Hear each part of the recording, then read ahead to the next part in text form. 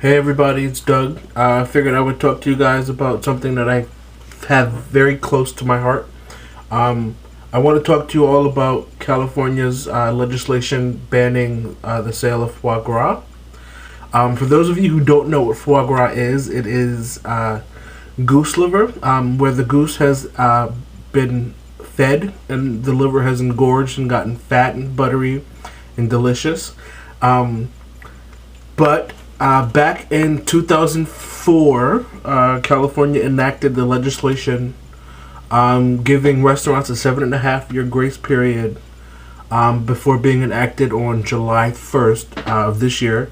This foie gras on menus and America's culinary mecca, California, have been banned. And this news saddens me because it's people who don't understand and know what foie gras is and how it's produced and why that upset me. First of all, for those of you who do not know, foie gras is goose liver, and before this goose is slaughtered for meat, this goose is fed so that its liver gets fat and buttery and creamy and delicious. And yeah. Firstly, as an adult, I don't want anyone to tell me what I can and cannot eat when I go out to eat. If I want to spend my money on goose liver, which is what foie gras is, I should be able to do that. Even though I am not a resident of California, I think now that this legislation will move forward some events that we really shouldn't. I like food, and I understand where my food comes from. The legislation was rallied by animal rights activists, and I do not have a problem with animal rights activists in general. I think sometimes they take it a bit too far. Historically, foie gras was probably discovered when humans were still hunters, and just before the goose starts its winter migration, it eats and gets fat to prepare it for its long trek south. And humans discovered that if you killed a goose just before its migration, that its liver was fat and rich and buttery.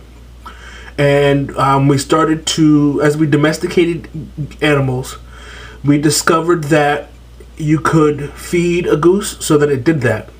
And some of these animal rights activists found footage of the method called le gavage, where a tube is inserted down the goose's throat and it is fed about a cup of grain that has had fat added to it to help fatten up its liver.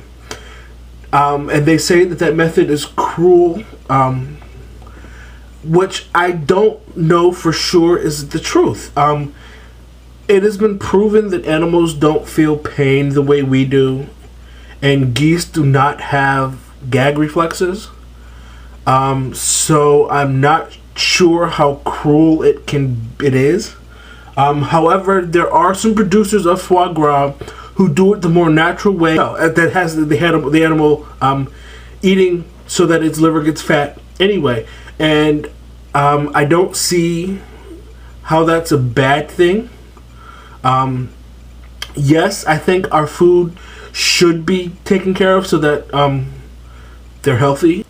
As a chef, I think it is important to know where our food comes from and how it was produced.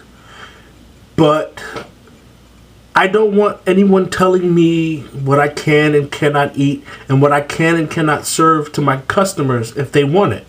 I think that knowing the story of foie gras, if you choose not to eat it, that is your choice. But do not force me along that same path. And even though I do not live in California, it has now moved California from one of the top 10 places I've wanted to visit in the country out of that list completely, for the simple fact that they're taking away my freedom to choose what I want to eat. I do think it is important that food be treated, or that animals who will become food are treated well, because healthy animals make healthier food. And I'm mad at the lawmakers and the animal rights activists in California for taking away the right I have to choose the food that I eat and put into my body. I understand that you feel for the animal, that if it is treated badly, and it makes me mad. The fact that these lawmakers and these protesters and animal rights activists in California have taken away my right to choose the food that I put into my body. They've denied me the choice of saying whether or not I want foie gras. And that upsets me.